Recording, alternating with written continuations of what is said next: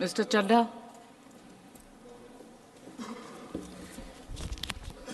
क्या बीजेपी भारत देश में निष्पक्ष चुनाव खत्म करना चाहती है? क्या भाजपा की सरकार लोकतंत्र की कोई अहमियत नहीं समझती? क्या भाजपा की सरकार के लिए संवैधानिक संस्थाओं की कोई अहमियत नहीं है? क्या भाजपा सरकार हर संवैधानिक संस्था को अपनी कठपुतली बनाना चाहती है? क्या भाजपा सरकार सुप्रीम कोर्ट के फैसले की कोई सम्मान नहीं करती, उसकी कोई अहमियत नहीं समझती? ये कुछ सवाल हैं जो बिल पढ़ने के बाद मेरे जहन में आए, और वो इसलिए आए क्योंकि इस बिल के माध्यम से ये सरकार चुनाव आयोग को पूरी तरीके से अपने नियंत्रण में लेना चाहती है, यानी कि चुनाव आयोग पे पूर्ण कब्जा चाहती है। मैम, चुनाव आयोग के 3 सदस्य होते हैं, एक मुख्य चुनाव आयुक्त यानी कि चीफ इलेक्शन कमिश्नर और 2 अतिरिक्त इलेक्शन कमिश्नर्स। इनकी चयन और नियुक्ति इस बिल के माध्यम से पूरी तरीके से सरकार के हाथों में आ जाएगी, और वे जिसको चाहें, चाहे वो पार्टी का शख्स हो, यस मैन हो, पार्टी मैन हो, जिस मर्जी को चाहें वे चुनाव आयुक्त बना सकते हैं। चुनाव आयोग की हमारे देश के चुनावों में बड़ी महत्वपूर्ण भूमिका है। किसका वोट बनेगा, किसका वोट कटेगा, ये चुनाव आयोग तय करता है। किस तारीख पर चुनाव होगा, कितने चरण में चुनाव होगा, ये चुनाव आयोग तय करता है। ईवीएम मशीन कहां कहां भेजी जाएंगी, उसका नियंत्रण, उसका मैनेजमेंट, उसका योग, उसका प्रयोग, सारी चीजें चुनाव आयोग तय करता है। तो इसीलिए चुनाव आयोग एक बड़ी महत्वपूर्ण संस्था है इस देश के फ्री एंड फेयर इलेक्शंस के लिए।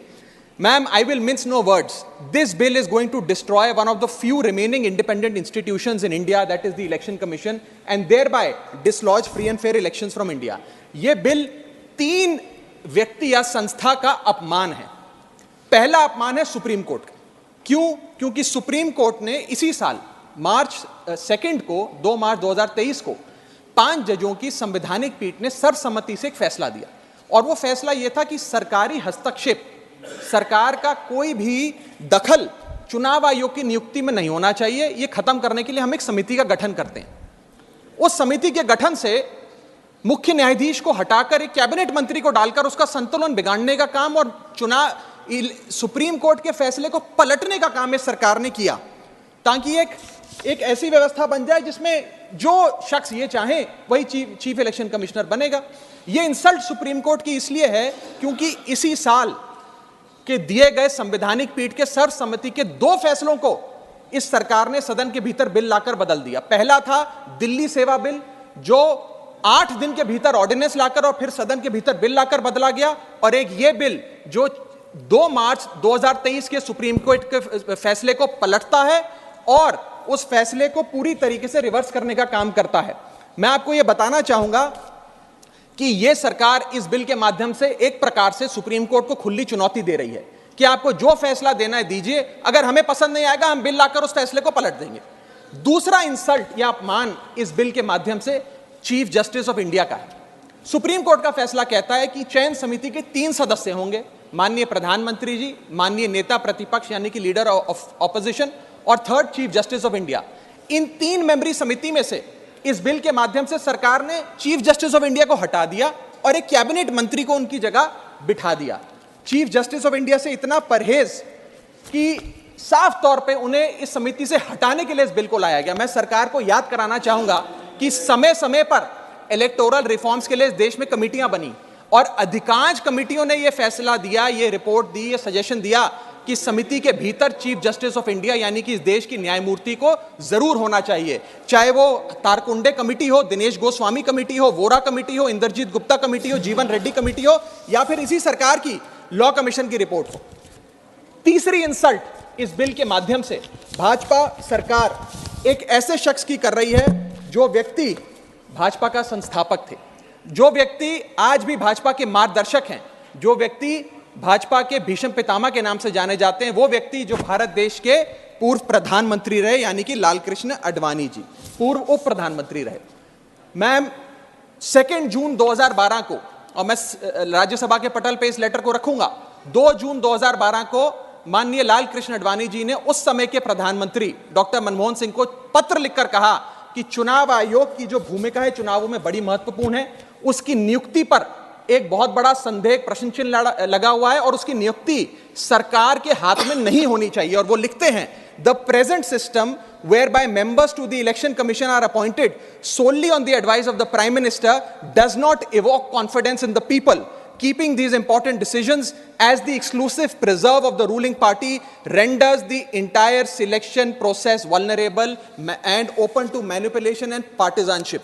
और वो कहते हैं कि समिति 5 सदस्यों की हो जो सीईसी की चयन करे, उनकी नियुक्ति करे, जिसमें प्रधानमंत्री हो, जिसमें लीडर ऑफ ऑपोजिशन लोकसभा हो, जिसमें लीडर ऑफ ऑपोजिशन राज्यसभा हो, जिसमें चीफ जस्टिस ऑफ इंडिया हो और कानून मंत्री हो। यानी कि 2 सदस्य सरकार के, 2 सदस्य ऑपोजिशन के और 1 न्यायपालिका के। ये समिति बड़ी अच्छी है।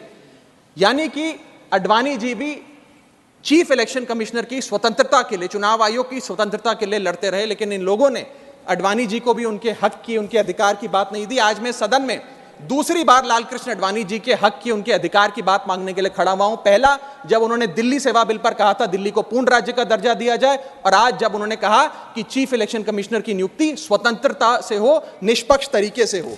आगे मैं 3 महत्वपूर्ण कारण बताना चाहूंगा मैडम, जिसके चलते ये बिल को आज मैं और मुझे लगता है समस्त विपक्ष अपोज करता है। पहला कि ये बिल पूरी तरीके से इलीगल है, गैर कानूनी है, और वो इसलिए है क्योंकि you can not reverse a supreme court judgment without changing the very basis of it. यानी कि अगर आपको सुप्रीम कोर्ट के फैसले को पलटना है तो सुप्रीम कोर्ट जिस फैसले को देते हुए जिस आधार को रेफर करता है, आपको उस आधार को बदलना पड़ेगा। आप सीधा फैसला नहीं पलट सकते।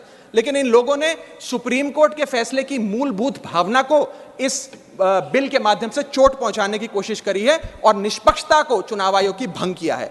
दूसरी कारण क्यों ये बिल गैर का, इसलिए क्योंकि ये बिल बेसिक स्ट्रक्चर, मेरा माइक चला गया, क्योंकि ये bill basic structure of the constitution के खिलाफ है। Basic structure of the constitution है free and fair elections, basic structure of the constitution है निष्पक्ष चुनाव और डेमोक्रेसी। अगर बायस्ड इलेक्शन कमीशन होगा तो चुनाव भी बायस्ड होगा। अगर गैर निष्पक्ष तरीके से चुनाव आयोग चुना जाएगा तो हिंदुस्तान में चुनाव भी गैर निष्पक्ष तरीके से होंगे। इसीलिए यह basic structure of the constitution को भी पूरी तरीके से वायलेट करता है। मैं आगे बताना चाहूंगा कि दूसरा महत्वपूर्ण कारण क्यों यह बिल एक प्रकार से सरकार के हाथ में चुनाव आयोग का पूरा नियंत्रण दे देता है। Why is the selection committee biased in the favour of the government? Supreme court ने कहा 3 मेंबरी समिति होगी जो तय करेगी कि चुनाव आयोग में कौन कौन बैठेगा, प्रधानमंत्री, लीडर ऑफ ऑपोजिशन और चीफ जस्टिस ऑफ इंडिया। इसमें से चीफ जस्टिस ऑफ इंडिया को निकाल बाहर कर एक कैबिनेट मिनिस्टर को इसमें डालकर पूरा नियंत्रण सिलेक्शन समिति का इन लोगों ने बिगाड़ दिया, जिसके चलते आज इस समिति में सरकार के पास 2 वोट हैं। 2:1 से सारे फैसले मेजॉरिटी से सरकार ले सकती है। इसमें सर्वसम्मति से फैसला नहीं लेना, यूनानिमिटी से फैसला नहीं लेना।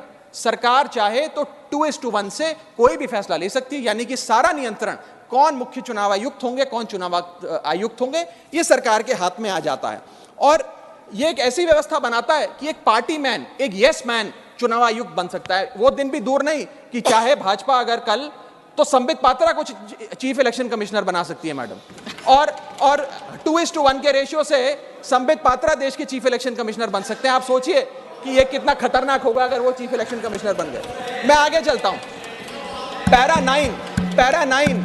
9 इस सुप्रीम कोर्ट जजमेंट का कहता है, the executive alone being involved in the appointment ensures that the commission becomes and remains a partisan body and the branch of the executive. The independence of the commission is intimately interlinked with the process of appointment. यानी कि supreme court ये कहता है कि चयन का जो पूरा प्रोसेस है वो पूरी तरीके से इलेक्शंस कैसे होंगे, फ्री होंगे कि फेयर होंगे, वो तय करता है। मैं आगे चलता हूं, 14 मिनट है मैडम, अभी तो 6 मिनट बाकी हैं। सुप्रीम कोर्ट आगे अपने पैरा 186 में हाईलाइट करते हुए कहता है, a person who is weak kneed before the powers that be cannot be appointed as the election commissioner.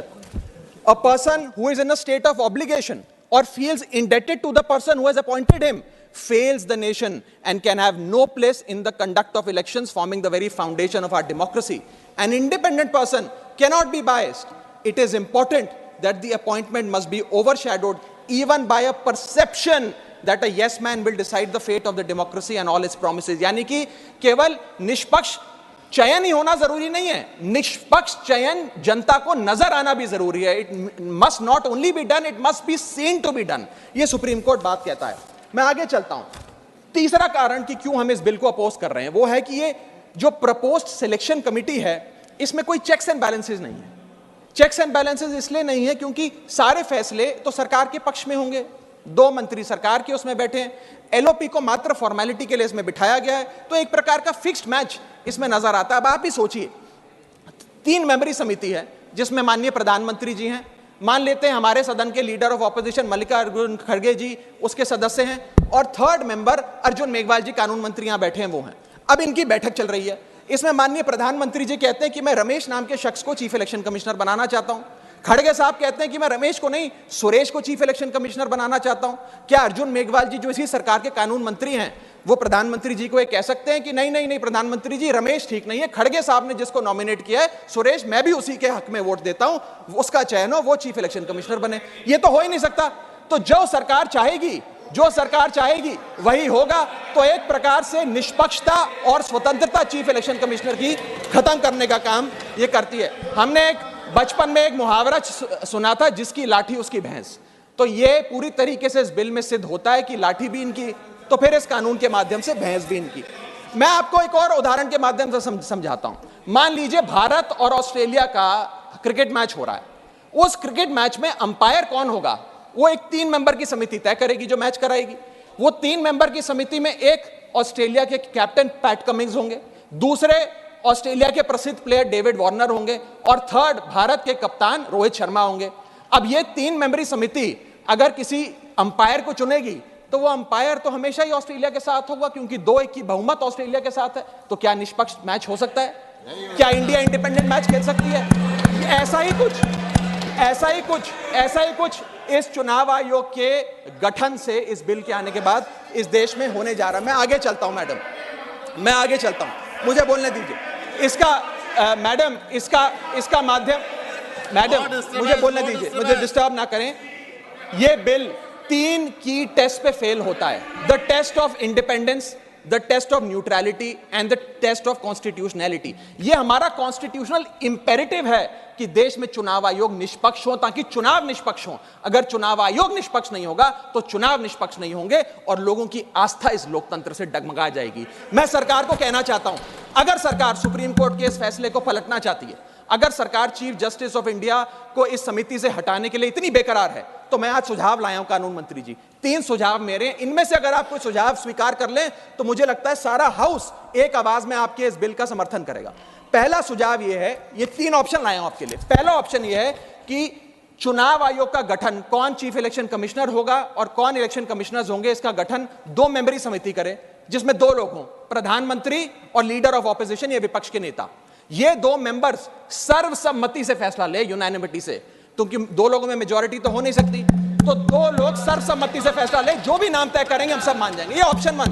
Option 2 मैं देना चाहूंगा सरकार को, जो लालकृष्ण अडवाणी जी ने दिया था। लालकृष्ण अडवाणी जी की बात मान लीजिए, मेरी मत मानिए, आपको आम आदमी पार्टी तो पसंद नहीं, पर अपने पेट्रियार्क, फाउंडिंग फादर, आपके पितामह भीष्म लालकृष्ण अडवाणी जी का फॉर्मूला ले लीजिए। 5 मेंबरी समिति, प्रधानमंत्री, कानून मंत्री, leader of opposition in Lok Sabha and Rajya Sabha और चीफ जस्टिस ऑफ इंडिया। ये 5 मेंबरी समिति एक निष्पक्ष चुनाव आयोग का चयन कर लेगी। और तीसरा ऑप्शन, अगर ये दोनों ऑप्शन आपको पसंद नहीं, तो मैं आपको वो ऑप्शन बताना चाहूंगा जो कॉन्स्टिट्यूएंट असेंबली में प्रोफेसर शिबन लाल सक्सेना ने दिया था। वो था कि जो भी नाम ये चयन समिति तय करे, वो नाम सदन के भीतर लाए जाएं और 2/3 बहुमत लोकसभा और राज्यसभा से नाम पास हो जाए, वो आदमी चीफ इलेक्शन कमिश्नर बन जाए। मैं सकारात्मक बहस कर रहा हूं, मैं ऑप्शन लाया हूं। ये इन 3 ऑप्शंस में से कोई भी ऑप्शन चुन लीजिए, सारे विपक्ष को मनाने की, एकजुट करने की जिम्मेदारी मेरी। मैं अंत में अपनी बात समाप्त करने से इतना बस कहना चाहूंगा मैडम, कि ये बिल एक डे लाइट रॉबरी है हमारे देश की डेमोक्रेसी की, लोकतंत्र की। इस बिल के माध्यम से भाजपा डेमोक्रेसी को हाईजैक करना चाहती है। And I on behalf of the आम आदमी party oppose this bill, vehemently oppose this bill, because this bill will ensure that India, which is today known as the mother of democracy, will tomorrow unfortunately be known as for mockery of democracy. Mother of democracy से mockery of democracy तक का सफर आप इस bill के माध्यम से तय करने जा रहे हैं। मैं हाथ जोड़कर आपसे विनती करूंगा, इस बिल को वापस लीजिए। लोगों की देश के लोकतंत्र में बहुत आस्था है, उस आस्था से खिलवाड़ करने का काम मत कीजिए। बहुत बहुत शुक्रिया। जय हिंद, जय भारत।